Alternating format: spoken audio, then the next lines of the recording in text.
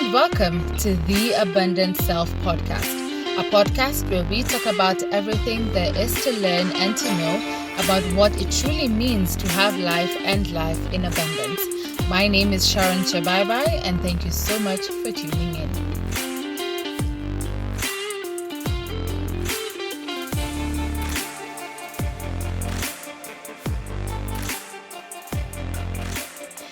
Hello, good morning, good afternoon, good evening, good whatever time it is that you're tuning in to today's episode. I hope you are well and staying safe wherever it is that you are. If this is your very first time here, my good name is Sharon Chabai, and welcome to the Abundant Self Podcast. This is episode 4 of the podcast, and we are going to be talking about hope when things are hopeless, or how do we find hope?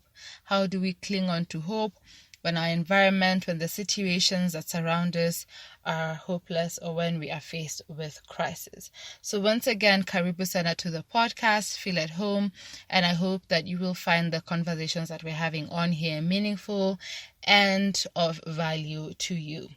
But before we go to the episode, or rather to the topic of today, allow me to just recap on the previous episode where we were talking about abundance versus scarcity mindset. And on the episode, I remember we put out a poll where we were asking our listeners, we were asking you to let us know, what mindset are you currently operating on? And some of the votes we got is that 67% of those who listened to the episode voted that they were operating from an abundant mindset, and the remaining 33 voted that they were operating from a scarcity mindset. Now, of course, this is just to make us aware of the point of view, or rather the mindsets that are influencing our quality of life and even how we choose to look at situations. Remember, when you talk about operating from an abundance mindset, it means operating from a mindset that sees unlimited opportunities that are available for you and to you. But when you're operating from a scarcity mindset, it always means that you feel like there's never going to be enough, and that of course will influence how you get to look at life, how you get to even go after opportunities and resources and all the other available opportunities that are there for you and for your growth and development. So it is something to ponder and think about. So even for you, go right ahead and just think about it. What mindset are you currently operating on? If you're not quite sure what any of these mindsets mean, then you can always go ahead and check out the episode that is on the abundance versus scarcity mindset, and I'm sure that you'll be able to get valuable insights, and that the conversations we were having will be edifying to you. Yes, so on to the topic of today, that is hope when all is hopeless. How do we find hope when all is hopeless? Now, the reason I decided to tackle this topic today, especially being the month of September, usually this is the month when everyone around the world takes the time to just put all their attention, or rather focus their attention on suicide awareness and prevention. So September is known to be Suicide Awareness and Prevention Month. And sometime last year, actually September last year, I got the honor of featuring the story of a lady called Janemy Obiny here in Kenya, who is doing tremendous work when it comes to suicide awareness and prevention.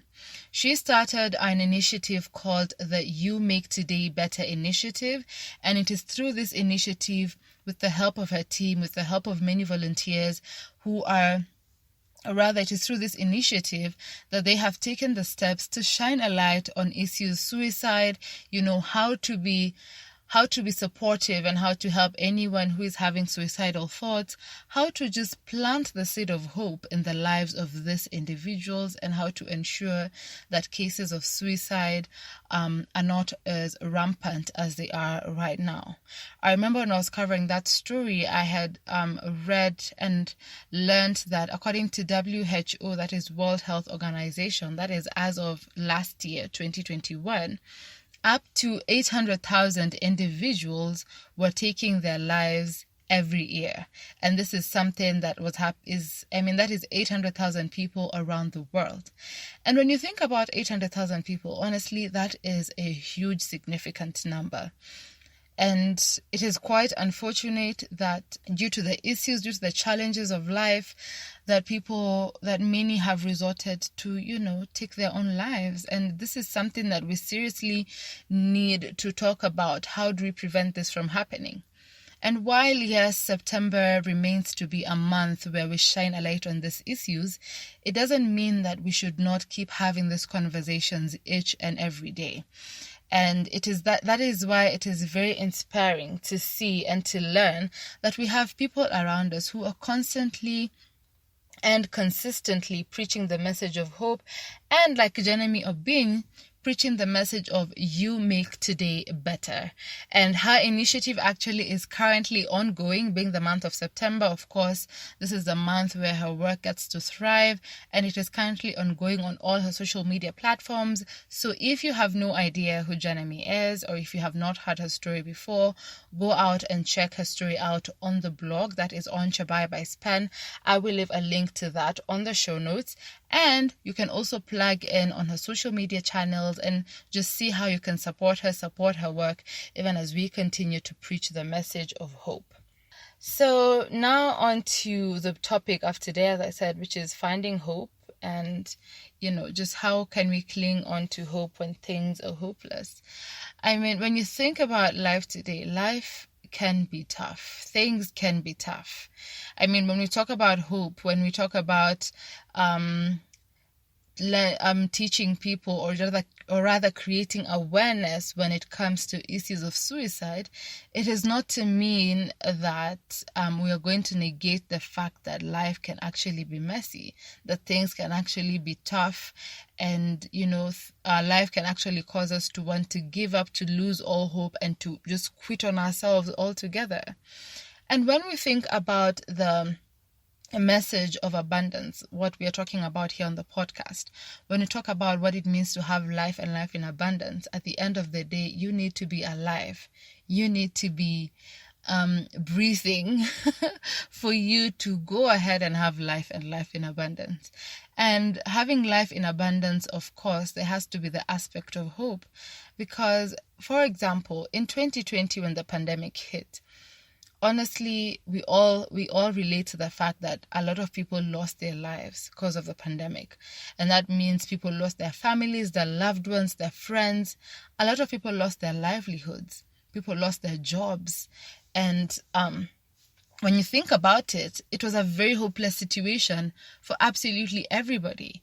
I mean, while there are people who were able to thrive, because at the end of the day, crisis also is usually a platform for people to just redesign, or rather rediscover who they are and reposition themselves for greatness.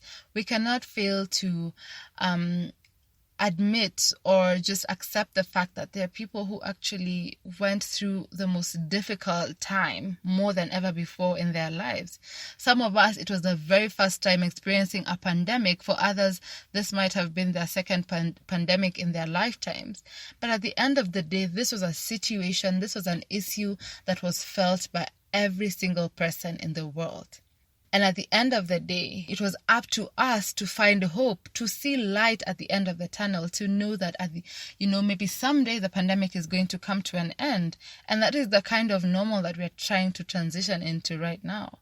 When we think about 2020, honestly, never could we have imagined that we'd get to 2022 when the pandemic would slowly start receding and people would sort of get back to their normal lives. And if we didn't have the mind to sort of just cling onto that hope that things would get better, many of us would not have been here today.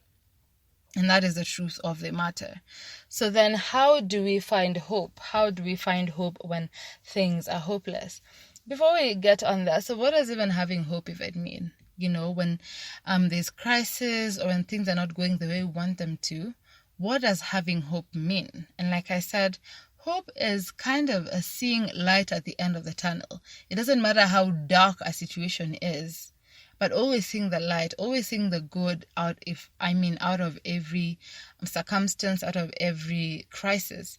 And let's face it, when when you're told to have hope or to believe that things would get better, it is so unrealistic. In fact, someone might be sitting down and asking you, how in the world do you expect me to have hope that things would get better when maybe, for example, I do not have food to eat, I do not have a place to sleep? How exactly do I have hope in such a situation? The truth of the matter is, hope can be unrealistic. Having hope when things are tough can be unrealistic. And sometimes when you're told to stay positive, embrace the good, look at the good side of life, sometimes it can seem so overrated where you're asking yourself, so how is that going to solve my problems? How is being hopeful going to get me a job? How is being hopeful going to put food on the table? Such like things. And of course, being hopeful does not mean that you negate reality, that you forget that, your problems exist. Being hopeful doesn't mean that you go ahead and ignore that there are many things happening around you. But being hopeful means understanding that despite the crisis, despite the hopelessness of the situation, we can always hope and believe that tomorrow is going to be better. Yes, today is not working. Yes, you do not have a job today. Yes, things may look as hopeless as they can possibly look like. But it's that belief that while all this chaos is going on, while things are not going the way I want them to go, things will eventually get better. As a believer of Christ, having hope when things are hopeless means relying on God's promises for my life. If, for example, things look oblique, reminding myself that the Word of God says that I know the plans that I have for you, plans to give you hope and a future. These plans are not to harm you, they're to prosper you. So you can always have hope and find strength in the promises that God has proclaimed over your life. That is the message of hope. That despite everything else, despite how things might look, there's always the hope that things will eventually get better. And think about it, in truth, hope will always keep us going. Hope will keep us going. Hope will give us the resilience that we need to keep doing the things that God has called us to do. Let's take, for example, pursuing your purpose. Let's take, for example, going after the things that you're passionate about. At the end of the day, the journey might not be a walk in the park. It might not be a bed of roses. But when we have hope that things will get better, when we have hope with our vision in our mind, knowing that this is the end goal, this is what we aspire to do, this is where we aspire to be, and this is what we aspire to achieve, that hope that despite the challenges that might be holding us down and keeping us from getting to where we want to go, is what will keep you going, is what will build your resilience. Because every time you fail, hope will still be there. You'll still have the resilience to get up and keep going after what you want to achieve. But when we get to a place of hopelessness, it means quitting on ourselves, quitting on our passion, quitting on what we quitting on the things that we have been placed in our hearts that we need to do, that we need to go after. And it's not to mean that we shouldn't get hopeless, because that is something that is inevitable. Things happen, and sometimes we can lose our eye, we can lose our focus on what truly matters. Remember, when we were talking about mindsets, we were talking about how it is important that we are conscious of the way we look at life. If you look at life from a point of things will never get better, then things are not going to go easy for you. And that's a fact. But when we focus our attention on what is ahead of us, yes, the journey might be tough. Yes, the process might be gruesome. But when we focus our attention, when we fix our gaze on what is most important, be it the end goal, be it the vision that we have in mind, then we will be able to have the strength, we will be able to have the courage to keep pursuing the things that we love, to keep going after the things that we are passionate about, and eventually to keep leading a life of abundance. It helps us to persevere the challenges.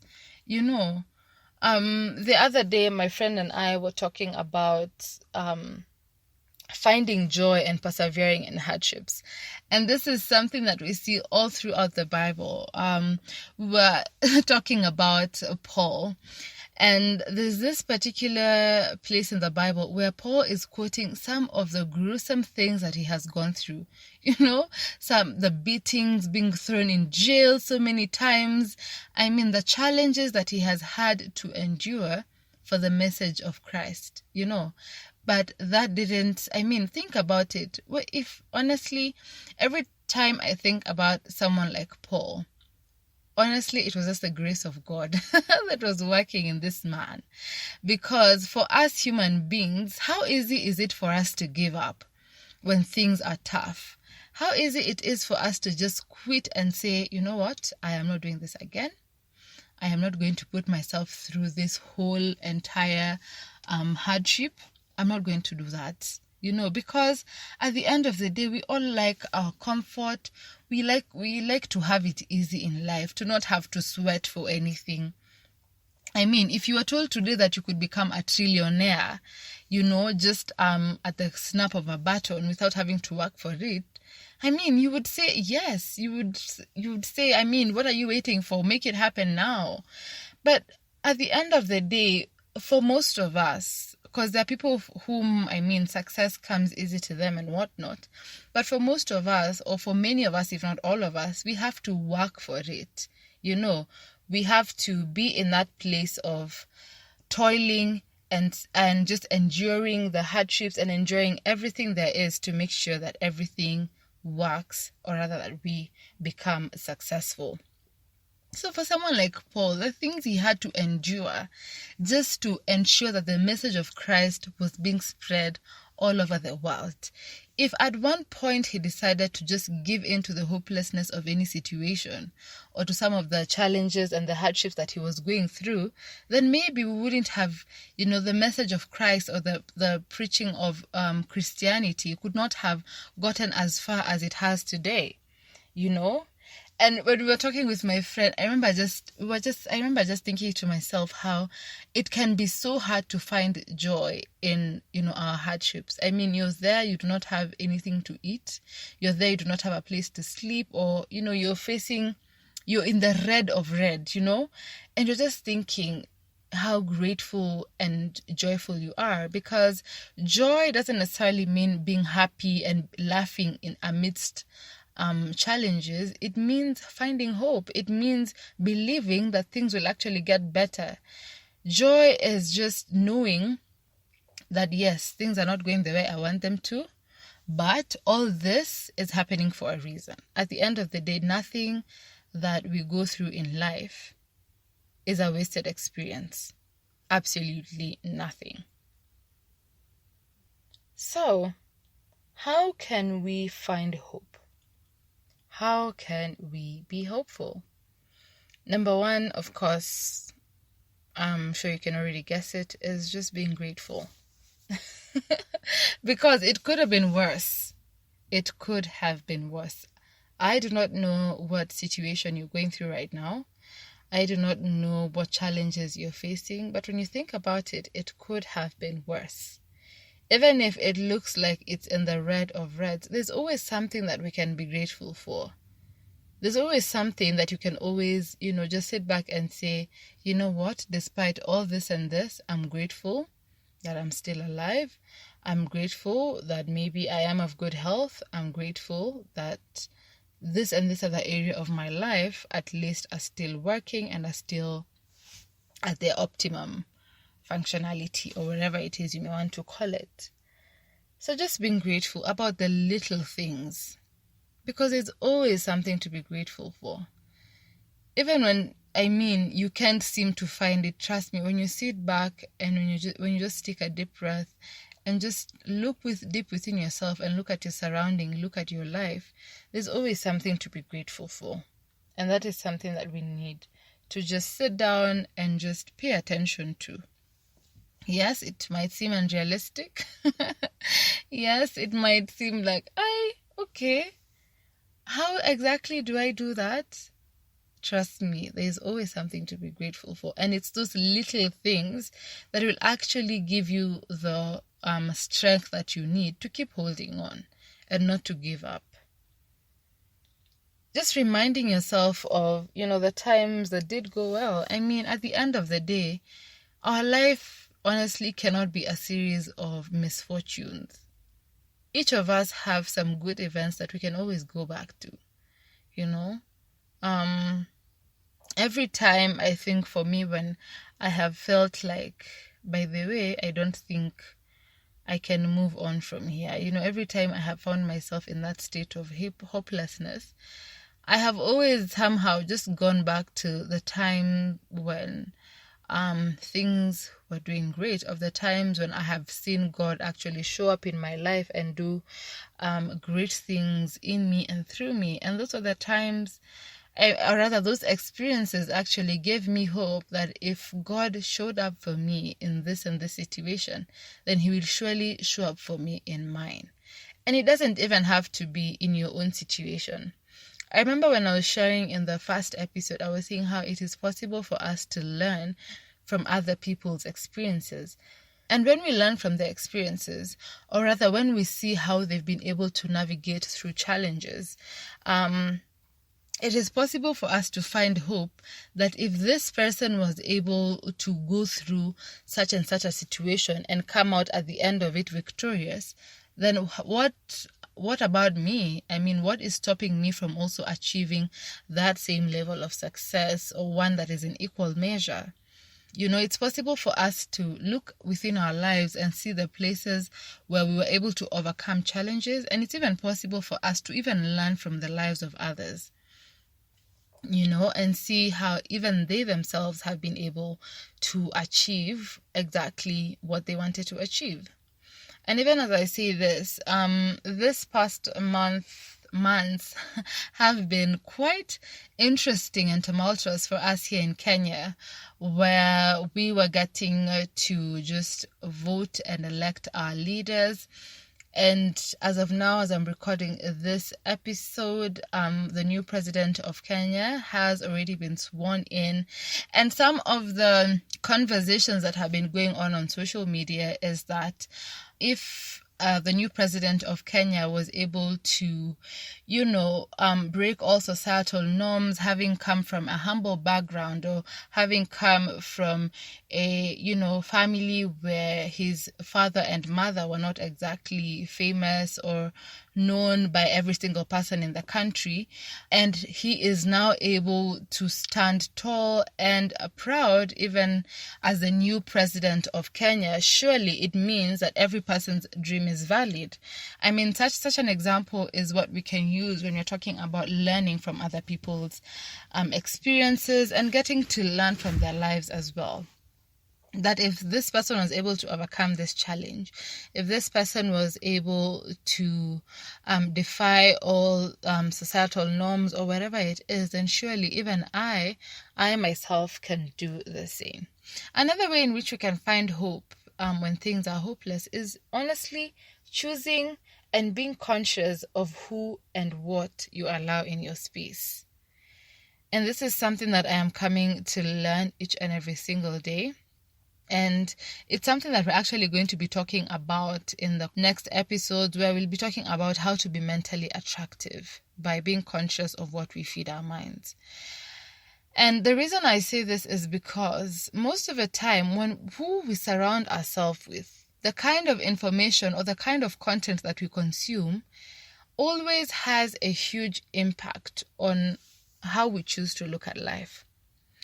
If you surround yourself, for example, with negative people or people who exude negative energy, then finding hope when things are hopeless, honestly, it is going to be difficult or even next to impossible. If you're constantly consuming news and content that is, negative also. If you're consuming such content, then definitely it's going to be difficult for you to have a positive outlook on life, or to even have hope in your own situations, in your own crises and challenges. When you think about, for example, on social media and the kind of news that is usually plastered on there, some is good and of course some is bad. And sometimes we might be in a crisis, we might be in a challenge, and then we find ourselves adding more salt to the injury when we choose to also focus our minds or our attention on bad news and information or content that is not feeding our souls, is not feeding our minds. Because I believe that in such situations is when we need to be feeding our minds consciously and intentionally with positive content, with content that is meant to build us up, not tear us down altogether. So it is important for us to be very conscious of who and what we allow in your space. I know there are people who like following news, but sometimes you can just tune into the news and you just find that things are even more hopeless. For example, when you talk about our economy, for example, you could be there, you do not have a job, or things are not going so well for you financially, and then you just tune into the news. Now, unaona tu that things are not looking good. Yes, it is good to be updated and to stay updated to, with what is happening in your space and all around the world. But at the end of the day, if this is the same thing that is going to make you even all the more hopeless, then just stop. Stop watching the news for a while until you're able to build yourself up again, or until you're able to contain and you're able to take in the news, So such and such things are what we need to do. Another thing we need to do, and this is something that I like very much, I've had it so many times before and I have been trying to implement it in my own life, is knowing yourself in order to lead yourself. So know yourself to lead yourself. And how do you do that? It's just by knowing your triggers, becoming self-aware. Like I said, it is possible for you to, for example, if you are always a hopeful person, someone who sees the good in everything and who sees the light at the end of the tunnel, it is possible for you for something to happen and for you to go immediately and become hopeless, But when you know yourself, when you are aware of your triggers, what are some of the things that are able or have the power to make me feel a certain way? Be it the news, be it hanging around certain crowds or certain people, or comparing myself to other people, like seeing a post on Instagram, Facebook, or wherever it is of your friend who is doing great things. What are some of the things that easily trigger you and can easily distort your mood or your state of hope? Once you know those things, then it is possible for you to single them out, and it is possible for you to just encourage yourself and motivate yourself to not be moved or to not be influenced by them. So it is always important that we know who we are, and that is something that is, by the way, intentional, of course, because sometimes it can be hard to take a look at the mirror and see your reflection. Sometimes it's very hard for us to accept who we are. It's very hard for us to accept some of the things that stop us or hinder us from becoming our most best selves. But it is still something that is very necessary, because once you know who you are, once you know your strengths, your weaknesses, only then will you be able to handle yourself in a manner that is not going to be detrimental to your mental health. For anyone, even when it comes to the conversation of suicide, knowing your triggers is also, I think, is very important, because only then will you know some of the things that trigger you to have suicidal thoughts, and only then will you be able to just take a step forward towards healing and towards finding hope. So when knowing yourself, just get to learn and get to know what are your triggers. And usually you can always know this way with your patterns, because as human beings, we are creatures of habit. And so there are certain things that we do, there are certain For example, even this habit of just waking up and immediately going to social media. Those are some of the things that, of course, can feed into our hopeless nature or a hopeless situation and make us even forget that, yes, things might look horrible, but we can always find hope and we can always see the light at the end of the tunnel. We can always also get professional help. Today, the goodness is that we have the gift of men and women who are always willing to listen to us and to encourage us. If you can afford therapy, you can always get professional help. If you can always talk, if maybe getting professional help is not something that you can afford at the moment, then you can always go ahead and talk to a friend, talk to a loved one. And usually talking things out and sharing some of the things you're going through to others is usually a way of lifting that burden and helping us to find hope and courage and strength when we need it. There's a quote that I found online by Desmond Tutu that says, "Hope is being able to see that there's light despite all of the darkness." Just like I said, light at the end of the tunnel. Things are not working out. Things are not going the way you want them to, but hope is seeing light in spite of all the darkness. And I find that to be very encouraging. So these are the things that we need to think about. These are the conversations that we need to keep having.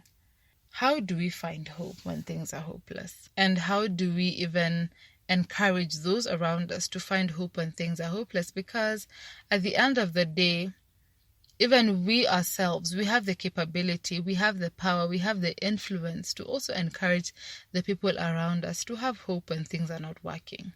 To be a listening ear to a friend, to a loved one who is going through difficult times, and just help to remind them that there's always light at the end of the tunnel, that there's always light amidst all the darkness. So like I said, hope is the belief that things will and do get better. And being hopeful doesn't mean negating reality. It means understanding that despite the crisis and hopelessness of the situation, we can always hope and believe that tomorrow will be better. We also say that in order to find hope and to have hope when all is hopeless, some of the ways is being grateful, choosing and being conscious of who and what you allow in your space, knowing yourself in order to lead yourself, and that speaks to self-awareness, and getting professional help, among others. And something that I'd like to read even before we finish is also another powerful quote by Michelle Obama that says, "You may not always have a comfortable life, and you will not always be able to solve all of the world's problems at once, but don't ever underestimate the importance you can have, because history has shown us that courage can be contagious and hope can take a life of its own." And that is by Michelle Obama. So yes, hang in there, never give up. If you are still alive, then that should mean something. If you are alive today, that should mean something, and what that should mean rather is that you can always have hope that things will get better. Just go ahead and think about the time when you thought things were at their lowest, and think about how you were able to overcome them. So whatever it is you're going through right now, it doesn't mean you won't overcome them. It might take a bit longer or it might take shorter, but at the end of it all, having hope is going to keep you resilient. It's going to give you strength and courage and the energy to keep doing what it is you love doing. So once again, be sure to go and check out Shabai Buys a Pen, where you will get to interact with Janemy's story. And I'm also inviting you to go ahead and check out her work, that is the You Make Today Better initiative, on her social media. I will try and link all that in the description box so that you, or rather in the show notes, so that you can go right ahead and engage with her and even see how you can support her and the work that she does in suicide awareness and prevention. By the way, speaking of Chabai by Span, we recently published a new blog post, and that is on the story of Lillian Muli, who is also a lady who is doing absolutely great things in matters of mental health. So you can go ahead and check out her story on the blog. And like I said, if you do not have any idea, or if Chabai by Span is new to you, check out the bonus episode for more details on what we do on Chabai by Span and what we are all about. Yeah, so that is it, guys, for today's episode. Be sure to follow, share, and subscribe. The Abundant Self podcast is currently available on Spotify. It is available on Google Podcasts and on Pocket Casts. So wherever it is that you get your podcasts, be sure to look for the Abundant Self podcast, share, and subscribe. At the end of the day, the way in which you can support us here on the podcast is by sharing the conversations we are having, and that is hoping that this conversation are actually meaningful and of value to you. Also, in our next episode, we are going to be talking about a topic that is very close and dear to my heart, and that is on imposter syndrome. So be sure to tune in. And for those of you who are on Spotify, I know you can always tap the notification bell so that immediately an episode is uploaded, you are notified and you can plug in to the conversation. Once again, I hope that this conversation, this episode has been meaningful to you. If it has, be sure to share it with your friends, with your networks, and let them plug in. I hope that this episode will be yet another seed of hope that is going to be planted not only in your life, but in the lives of those who are around you. I hope to see you in the next episode, where we are going to be talking about imposter syndrome. And yes, that has been it for me today. I look forward to seeing you and hearing you in the next episode. Again, before I forget, be sure to also follow us on our social media. We are currently on Instagram at theabundantself_podcast, as well as on Twitter and on Facebook. Until next time, bye-bye. There you have it. This has been the Abundant Self podcast with me, Sharon Chabaibai. If this episode has been helpful to you, feel free to share it with your friends and family. We'd also love to hear from you. If you have any feedback or questions relating to today's episode, then go ahead and leave us a voice message on the hotline number in the show notes. Feel free to also rate and review us from wherever you get your podcasts. If you remember nothing else from today's episode, I hope you remember that you have been called to have life and life in abundance, and that I am rooting for you always.